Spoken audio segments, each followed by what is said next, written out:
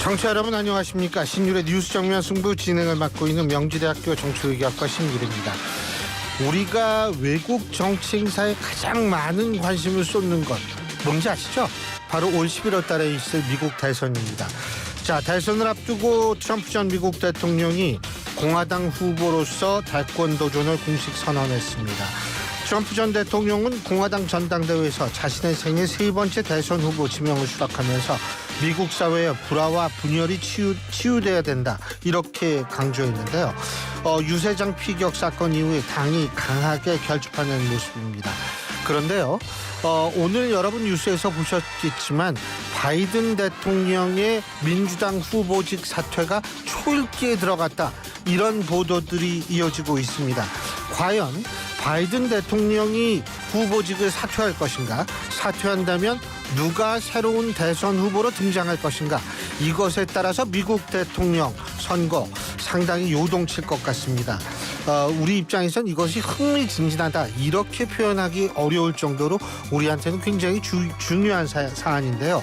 자, 우리가 이 부분 놓치지 말고 지켜봐야 되겠습니다. 오늘 저희가 준비한 소식 말씀드리겠습니다. 오늘 2부에서는 더불어민주당 당대표 경선에 출마한 분이죠. 김지수 후보 연결해서 입장 들어보고요. 3부와 4부에선 이번 주 승부 최진영 변호사, 세안대학교 배정호 교수 두 분과 함께하겠습니다. 7월 19일 금요일 신율의 뉴스 정면 승부 지금부터 시작합니다.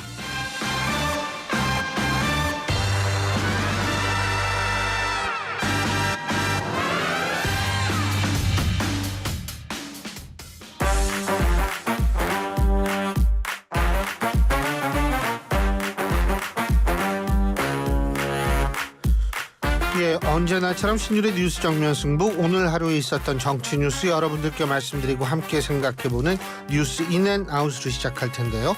오늘도 어제 아주 중요한 행사를 마치고 온 이우영 아나운서 함께하겠습니다. 안녕하세요. 안녕하세요, 이우영입니다. 예, 어제 어떻게 행사 잘 마치셨어요? 뭔가 늘 생일이었잖아요. 중요한 행사라고 하셔가지고 저는 행사지 뭐 지금 여기 목 끝에서 가짜 뉴스 네. 맞습니다. 네. 어제 그래요? 가족들과 저녁 식사 가족들과 저녁 식사하고 하고 왔습니다. 친구들은 안 척하는 친구 없고. 네. 어때요? 기분 안 좋죠? 아니요? 자식들이 나를 아니요? 이렇게 무시하고 말해요. 그죠? 나는 역시 왕따였나 뭐 이런 어떤 자괴감이 안 들어요? 네, 저의 수많은 친구들 지금 이 유튜브 화면을 보고 계신 그리고 제 목소리를 94.5MHz로 듣고 계시는 수많은 청취자분들 특히 우리 택시 버스 기사님들 늘 감사한 마음 갖고 있습니다. 예, 사랑합니다. 그건 맞죠. 네. 그런데 이왕 감사했으면 그 다음에 네, 02로 시작되는 전화. 그렇죠. 네. 예. 자, 청취율 조사 기간입니다. 02로 시작되는 전화 오면 받으셔서 YTN 라디오 뉴스뮤직 잘 듣고 있다고 얘기해 주시면 저희에게 아주 큰 힘이 되는데요. 물론 02로 시작되는 전화 중에 서울중앙지검의 이우영 검사장입니다. 이런 전화 혹시나 받으시면 바로 끊으셔야 됩니다. 네, 이런 보이스피싱 말고 청취율 조사 전화 오면은 꼭 받으셔서 YTN 라디오 뉴스 정면승부 잘 듣고 있다라고 얘기해 주시면 됩니다. 저희가 청취율 조사 기간에는 커피 쿠폰 이벤트 보내드리고 있습니다. 샵 0945 우물정 0945로 문자 보내주시면요. 저희가 추첨을 통해서 커피 쿠폰 보내드리고 있습니다. 추첨을 통해 커피 쿠폰 보내드리고 또 커피 쿠폰은 청취율 조사가 끝나고 일괄 배송해드린다는 점 안내해드리겠습니다. 짧은 문자 50원, 긴 문자 100원의 정보 이용료가 부과됩니다. 그리고 늘 드리는 말씀이지만 뭐 이우영 아나운서를 좀 비난하고 싶다 뭐 이런 분들 문자 보내주시면 제가 방송에 적극적으로 반영해 드릴 테니까요. 예. 많은 분들이 아시겠지만 정작 제 비난은 들어오지 않습니다. 제 비난만 들어오고 있습니다. 이게 저 균형을 맞춰주셔야 되는 거 아니에요 이거? 예? 아니 이 균형이 좀 맞아야지. 이 균형이 너무 안 맞아요. 교수님에 대한 비난은 안 들어오죠. 왜 그래요? 아유 참 근데 참 어제 어쨌든 생일을 잘 보내고 온 우리 이우영 아나운서 참 다음 주 월요일 날 휴가 가죠? 네. 예, 휴가 간답니다. 또 이 다음 주 월요일 날이 마침 그날이 청취율 조사 기간 마지막 날이에요. 그날 청취율 좀 뽑아야겠네. 예. 모두 동감하고 있어요 지금. 어떻게 된 일이에요 이게? 인간관계를 어떻게 했길래 여기 있는 사람들이 모두 이렇게 동감하고 있습니까? 교수님만 모르는 걸 수도 있습니다. 그럼 나만 모르는 게 또 있구나. 자, 오늘 어떤 얘기 해볼까요? 교수님만 뺀 단톡방이 있을 거라고 생각 안 해보셨나요?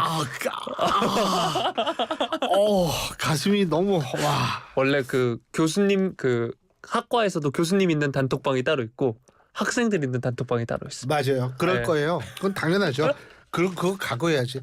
그 요새는 뭐 여러 가지 있잖아요. 대학교 거기에 대나무 숲인가 뭐 그런 것도 있고. 그렇죠. 네, 커뮤니티들이 잘 활성화되고. 그리고 직장에서도 그 블라인드로 해가지고 하는 그 익명 앱이 커뮤니티가 익명 있죠. 커뮤니티 네. 있죠. 네. 예. 물론 교수님 마음 쓰실 필요가 없는 게 그런 단톡방 없습니다. 그렇죠? 네, 그럼요. 네. 예, 그냥 믿거나 말거나.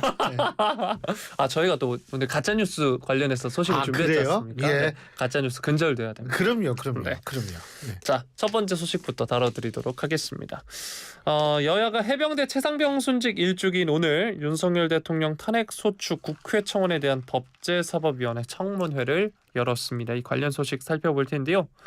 국민의힘 여당은 의원총회를 마친 뒤에 오전에 정청래 위원장실 항의 방문을 시도를 했습니다. 또 법사위 회의장 앞에서 청문회 개최 규탄 대회를 열기도 했는데요. 국정 마비, 법치 파괴, 억지 청문 철회하라 이런 구호 등을 외치기도 했습니다. 국민의힘 의원 일부는 청문회가 열리는 법사위 회의장 안으로 들어와서 피켓을 들고 항의를 표시했고요. 이에 정청래 위원장 자리를 떠나달라, 국회 선진화법 위반이다 라면서 퇴거 명령을 하겠다 경고를 했고요. 제가 회의장에 입장하는 것을 물리력으로 방해하는 분들은 모두 퇴거해 주시기 바란다 이렇게 이야기했습니다. 정청래 위원장이 최상병 1주기를 맞아서 묵념을 하자면서 진행을 이어가자 소란은 잠잠해졌습니다. 이후에 또 전현희 민주당 의원이 법사위 회의장에 진입하다 물리적 충돌을 겪었다면서 피해를 호소한 상황도 있었고요. 이에 대해서 유상범 국민의힘 의원은 우리와 관계없다라고 하면서 반발을 하기도 했습니다. 송석준 국민의힘 의원의 경우에는 고동진 의원도 다쳤다. 아까 법사위원장이 밟고 가지 않았냐라고 하면서 고 의원도 불러야 된다 이렇게 주장을 했습니다. 자, 이렇게 물리적 충돌까지 있었는데요. 한편 대통령실은 이 청원 청문회 불출석을 했습니다. 지난달 최상병 특검법 입법 청문회 당시 증인 선서를 거부했던 이종섭 전 국방부 장관은 오늘 청문회에서는 선서하고 당당하게 증언하겠다라고 이야기했고요. 임성근 전 해병대 1사단장은 또다시 증언 선서를 거부했습니다. 오늘 이 탄핵 청원 청문회를 열은 건데 이 청문회는 19일과 26일 오늘과 다음 주 두 차례 나눠서 진행이 됩니다. 최상병 순직 사건 수사 외압 의혹을 중점적으로 다룰 텐데요. 청문회 증인과 참고인으로 채택된 인원은 총 26명에 해당합니다. 이 중엔 신원식 국방부 장관, 조태용 국가정보원장 등이 포함이 돼 있고요. 대통령실의 경우에는 김용현 대통령 경호처장, 강의구 부속실장, 박종현 공직기강 비서관실 행정관 등이 증인으로 채택이 됐습니다만 모두 오늘 사유서 제출 없이 청문회에 나오진 않았습니다. 임 전 사단장 조금 전에 제가 증인 선서하지 않았다라고 말씀을 드렸는데 증언은 하되 증인 선서는 거부하겠다. 현재 증인은 여러 수사기관에 고발돼 수사를 받고 있는 피고발인 신분으로 특검반의 수사 대상에도 고발 내용이 포함돼 있어 법률상 증인 선서를 거부할 수 있는 권리가 있다 이렇게 이야기했습니다. 현재 수사 중인 고발 사건과 관련해 수사기관의 그릇된 사실관계 및 법리 판단으로 공소 제기를 당할 위험성이 남아있는 상황으로 증언 거부권까지 있다라고 이야기했는데 이게 형사소송법 제 148조를 보면 형사소추 또는 공소 제기를 당하거나 유죄의 염려가 있을 경우 증언을 거부할 수 있다 명시가 돼 있습니다. 법사위원장실 규탄대회 과정에서 전현희, 고동진 의원은 서로 부상을 당했다고 지금 주장하고 있는 상황입니다. 여야가 이제 물리적 충돌을 벌였다라는 건데 이 물리적 충돌 바라보는 국민으로 하여금 눈살을 더욱더 찌푸리게 하는 광경이 아닌가 싶습니다. 이와 관련해서 뉴스임 부탁드리겠습니다. 일단은 제가 좀 이런 말씀을 드리고 싶어요.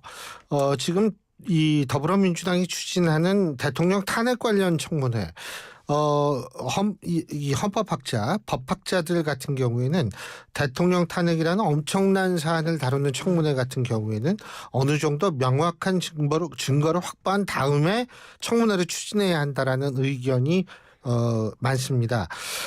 이런 측면에서 과연 이렇게 대통령 탄핵 청원 관련 청문회를 해야 되느냐 의문점을 가질 수 있고요. 또 하나는 뭐냐면 민주당은 탄핵 청원이 왔으니까 청문회를 한다라고 얘기를 하는데 그럼 문재인 정권 시절에는 문재인 당시 대통령에 대한 탄핵 청원이 2번 있었거든요. 한 번은 국회 탄핵 청원이 있었고 또 한 번은 국민청원 게시판 청와대 여기에 있었는데 사실 국회 탄핵 청원 당시에도 이 법사위로 넘어갈 수 있어 5만 이상의 숫자가 됐거든요. 근데 그때는 넘어갔어요. 자, 근데 이게 왜 넘어가는 것이 맞냐 하면 대한민국 법에 청원법이라는 게 있습니다. 청원법 제6조 2항을 보면 이렇게 규정돼 있습니다. 감사, 수사, 재판, 행정심판, 조정, 중재 등 다른 법령에 따른 조사 또는 불복 또는 구제 절차가 진행 중인 사안의 경우에서는 청원 처리를 하지 아니할 수 있다. 이렇게 돼 있거든요.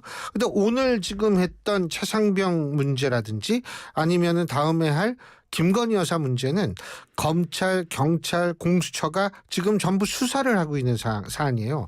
그렇기 때문에 이것이 과연 이 청원법 제6조 2항에 맞는 것이냐 여기에 대한 논란이 굉장히 클 수 있어요. 왜?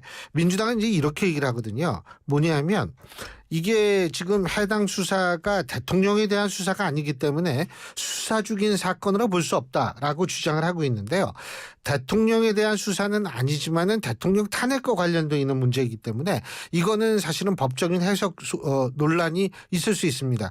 그렇기 때문에 국민의힘에서 가처분 신청을 낸 거 이거 빨리 결정을 내야지 한 달 후에 결정되는 소용이 없죠.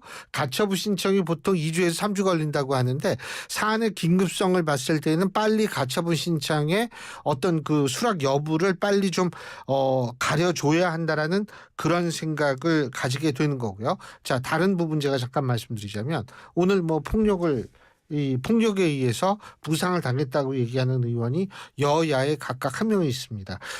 특히 전현희 의원 같은 경우에는 진짜 얼굴이 여기가 좀 뻘겋게 됐더라고요. 그리고 그래서 이제 누구죠? 정청래 법사위원장은 또 이제 법대로 하겠다. 이게 뭐 7년 이하 뭐 이런 식으로 얘기를 하는데 어쨌든 이런 불상사가 나왔다는 거는 법적 처리 이전에 우리나라 국회가 왜 이렇게 타협과 이런 어떤 협상이 불능 상태에 빠졌는가에 대해서 여야 정치인들 모두 반성하는 모습부터 사실 먼저 보여줬어야 되는 것 아닌가 이런 생각이 들어요. 우리나라가요. 무슨 일만 발생하면 어떻게 되는지 아세요? 이거 외국엔 어때요? 외국의 사례. 첫 번째 묻는 게 맨날 외국의 사례요. 두 번째 법적으로 어떻게 되냐 이런 얘기인데 사실은 불가능을 가능케 만드는 것이 정치라는 정치의 존재 이유라고 우리가 얘기를 했을 때 여야가 협상하는 게 불가능한 겁니까? 그보다 훨씬 쉬운 일이죠. 그것마저 안 되는 지금 대한민국의 정치 현실. 그래서 정치가 소위 말하는 실종이 된 상태가 아니라 정치가 퇴화되는 지금 현실. 이러한 것들에 대한 반성이 선행돼야 되는 것은 아닌가 이런 생각이 듭니다. 그 이후에 뭐 법으로 하든지 뭐든지 뭐 본인들끼리 그거는 마음대로 하세요. 가장 중요한 건 왜 이런 현상이 나타나고 사실 본인들 부끄러워할 줄 알아야 한다는 거죠. 아유, 그런 우리도 대만 의회보다는 대만은 사실 얼마 전에 우리보다 더 심했어요. 그 대만 의회 그 폭력 장면 보고 진짜 놀랬다니까요. 그런데 거기는 굉장히 심했는데 그거보단 낫지만 내가 볼 땐 그거보다 낫다고 해서 지금 위안을 삼아야 되는가 한심한 거죠. 한마디로 얘기해서. 예? 그러고 내가 한마디만 더 합시다. 말 나오니까 진짜 화나네. 아니 월급하고 월급 이외의 비용을 그 정도로 받고 있으면서 지금 하는 짓이라고는 이런 짓을 하고 있다. 있잖아요. 반성을 하고 상대 좀 이렇다면 자기네도 월급부터 깎는 거 이거 해야 됩니다. 예? 아니 어떻게 GDP의 4배라 반으로 깎아야지 두 배가 돼요. 1인당 GDP. 미국하고 영국은 2배예요. 우리나라 4배예요. 창피한 줄 알아야죠. 네. 이번에는 이 최상병 특검법과 관련한 최상병 추모식 관련해서 소식 다뤄드리도록 하겠습니다. 해병대 사령부가 오늘 경북 포항에 있는 해병대 제1사단 내 추모공원에서 이 채모 상병 희생과 헌신을 기리는 추모식을 거행을 했습니다. 지난해 경북 예천군 내성천에서 지난해 오늘이었죠. 수해 실종자 수색에 투입됐다가 급류에 휩쓸려 숨진 건데요.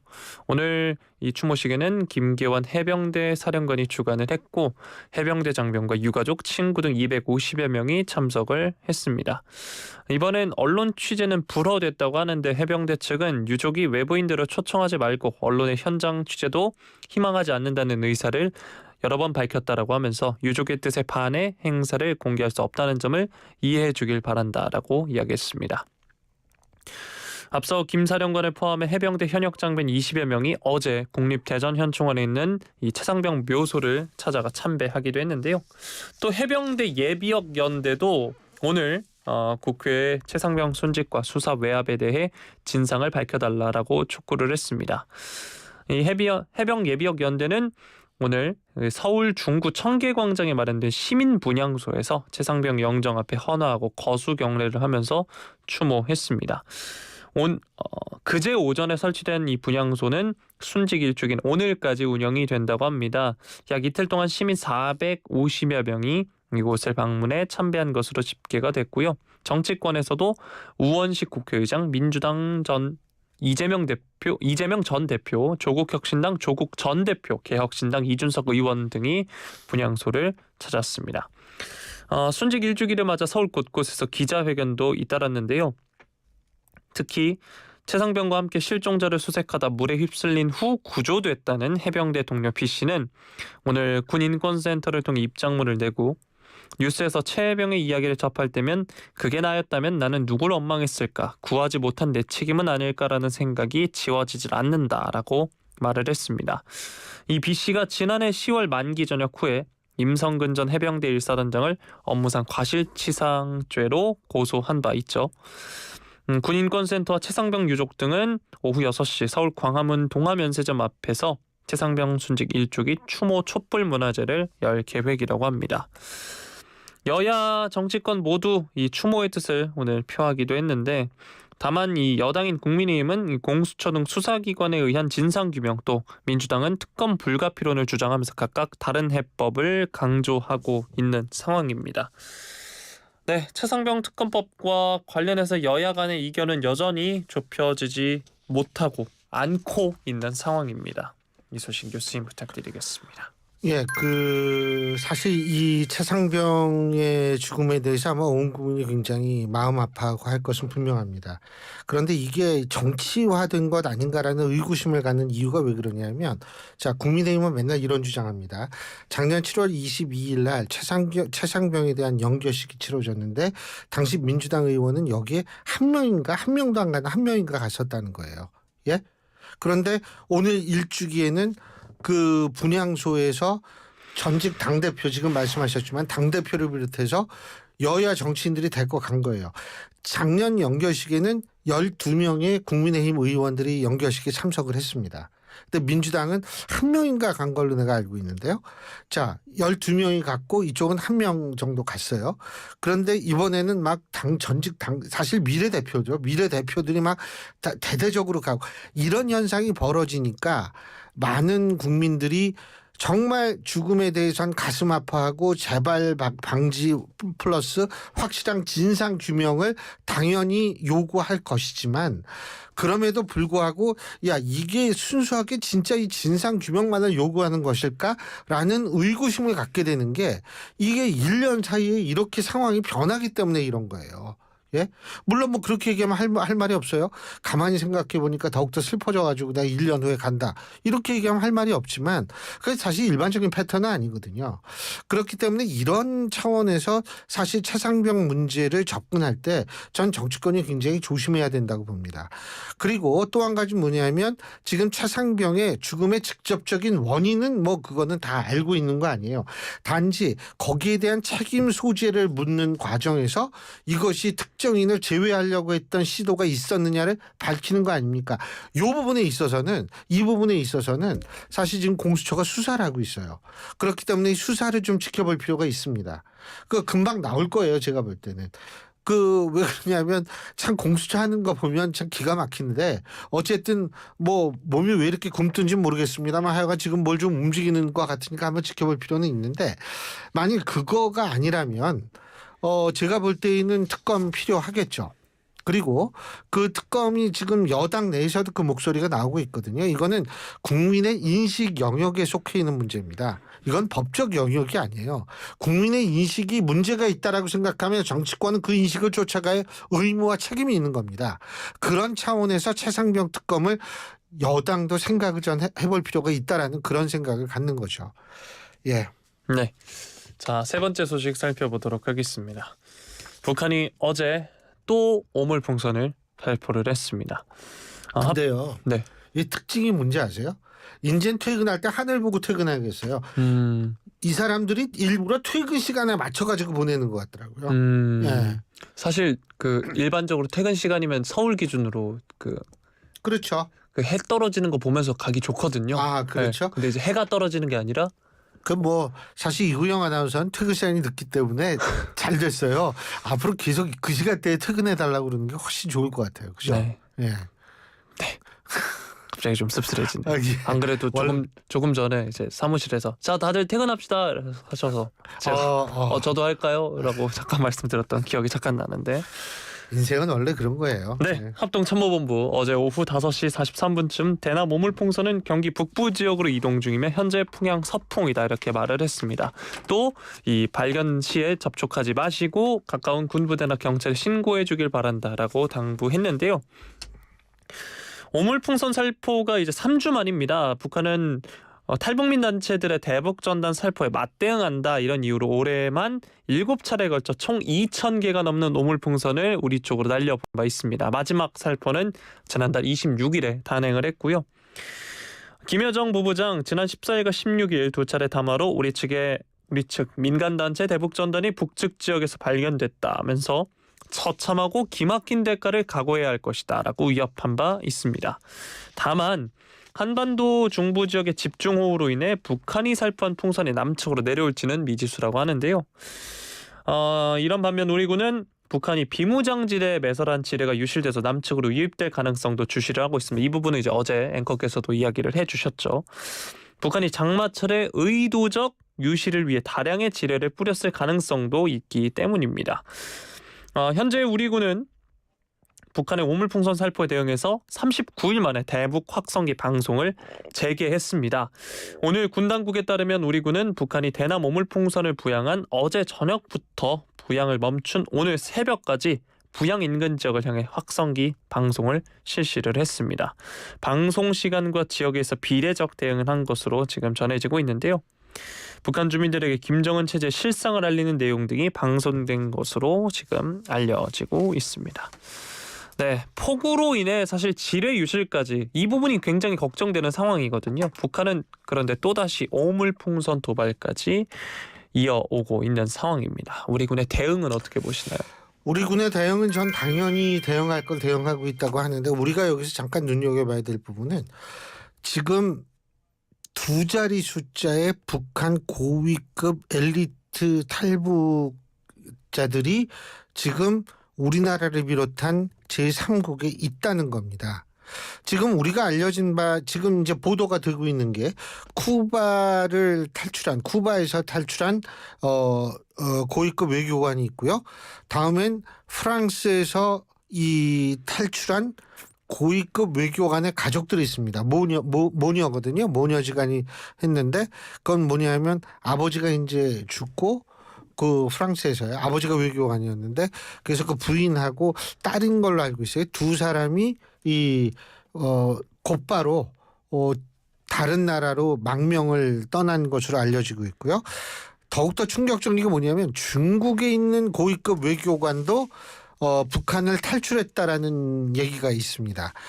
제가 이 얘기를 왜 하냐면 이 엘리트 왜 아주 고위 엘리트라고 얘기를 할 수 있는 거. 우리는 흔히 왜 그런 얘기하잖아요. 북한에서 제일 좋은 대학이 어디예요? 김일성 대학. 그죠? 네. 근데 사실 김일성 대학 못지않게 좋은 대학이 평양 외국어 대학이거든요. 지금 우리나라에 탈북하신 고위급 외교관들은 전부 평양 외국어 대학 출신이라 거의 대부분. 근데 이 어쨌든 그 정도로 엘리트들이 이게 계속 탈출을 한다라는 건 북한 체제가 그만큼 흔들리고 이게 이 위험하다는 얘기거든요. 얼마나 위험했으면 어제 MBN 단독 보도였었죠. 중국 주재 북한 대사관 내 일종의 수용 시설을 만들었다는 거예요. 그래가지고 뭐냐면 국내로 그러니까 저 북한으로 귀국하기 직전에 외교관들을 수용소의 시설 그 대사관 내에 있는 시설에 수용한다는 얘기인데 이 정도로 지금 굉장히 흔들리고 있는 거거든요. 이게 흔들리고 있다라는 사실, 이게 흔들린다라고 자기네가 있다면 위기감을 가지면 어떻게 하냐면 내부 결속을 위해서 우리한테 도발의 강도를 높여서 우리로 하여금 굉장히 좀 적극적인 반응을 유도할 가능성이 있어요. 그런 거 그러니까 이게 오물풍선에서 이게 시작일 수 있다라는 거죠. 그러니까 그만큼 지금 북한 체제가 흔들리고 있기 때문에 이제 사실 그렇다. 근데 저는 사실 북한 체제 안 흔들리는 게 신기해요. 아니 3대 동안 해먹었잖아요. 이제 4대로 넘어가려고 그러는 거 아니에요? 이거는 진짜 정상이 아니죠. 이렇게 된다는 건. 더군다나 뭐 국민들이 잘 먹고 잘 살면 모르겠지만 지극히 어려운 상황에 처해 있는데 당연히 흔들릴 수밖에 없는데 어쨌든 그런 흔들림이 우리한테도 전유될 가능성이 있다. 그래서 우리는 오물풍선 이런 것뿐만이 아니라 굉장히 우리의 대비태세, 경계태세를 강화할 필요가 있다. 이런 생각을 하게 됩니다. 네. 자, 마지막 소식 살펴보겠습니다. 개혁신당 이준석 의원. 아참. 이호영 아나운서 결혼한다며요? 네, 오늘 오전 가짜뉴스의 대응은 이렇게 하는 겁니다. 네. 서울 용산구 한남동에 있는 호텔에서 이준석 의원이 2대1 퓨처스 포럼 강연에 참석을 했습니다. 이 자리에서 가짜뉴스의 심각성에 대해서 지적을 한 건데요. 미혼인 본인이 조국 의원의 딸 조민 씨와 왜 결혼했느냐라고 따지는 어르신들도 많다라고 하면서 이 유튜브 가짜뉴스의 심각성을 이야기했습니다. 지난해 유튜브에 올라온 짧은 영상이 있는데 이준석 조국의 딸 조민 11월 결혼 난리 났네요라는 제목의 영상인 겁니다. 이 내용을 보면 올해 11월에 두 사람이 결혼을 한다. 초호화 결혼식을 펼친다라고 이야기했고 게다가 이준석이 공식적으로 결혼을 인정했다. 조 전 장관도 결혼을 허락했다. 이런 내용 등이 담겨 있다고 합니다. 이 뉴스에 대해서 이 조국 의원도 격앙된 반응을 보인 바 있습니다. 사실 요즘 가짜뉴스 영상 굉장히 심각합니다. 숏 플랫폼들 사실 소리 없이 보시는 분들도 많은데 이게 자막만 보다 보면 또 그 자막만 보고 믿으시는 경우도 굉장히 많으시거든요. 가짜뉴스에 정말 많은 사람들이 노출이 되어 있습니다. 가짜뉴스에 대한 해법 뭐라고 보시나요? 해법 없어요. 예를 들면 저 관련한 가짜 정보도 굉장히 인터넷상에 많은 걸로 알고 있습니다. 근데 그걸 어떻게 그걸 일일이 이준석 대표도 사실 마찬가지예요. 이준석 의원도. 근데 이게요. 한번 마음 먹고 한번 싹 검사를 할 필요는 있을 거라는 생각이 듭니다. 근데요. 특히 이제 뉴미디어라고 불리는 미디어의 문제점이 뭔지 아세요? 레거시 미디어라고 얘기하는 기성 언론들은 수많은 사실은 게이트키핑을 거칩니다. 아니 우리 방송만 해도 그래요. 박재 PD가 누구를 섭외를 한다. 그러면 혼자 거기서 끝나는 게 아니라 위에 팀장, 국장 다 이게 동의를 해야지 되는 거거든요. 왜 비웃고 있어요, 근데? 아니요. 비웃는 것 같은데. 저를 향한 멘트들은 어떤 키핑도 안 돼요. 그래서 네. 근데 이게 뉴미디어는 게이트키핑 기능이 거의 없어요. 예?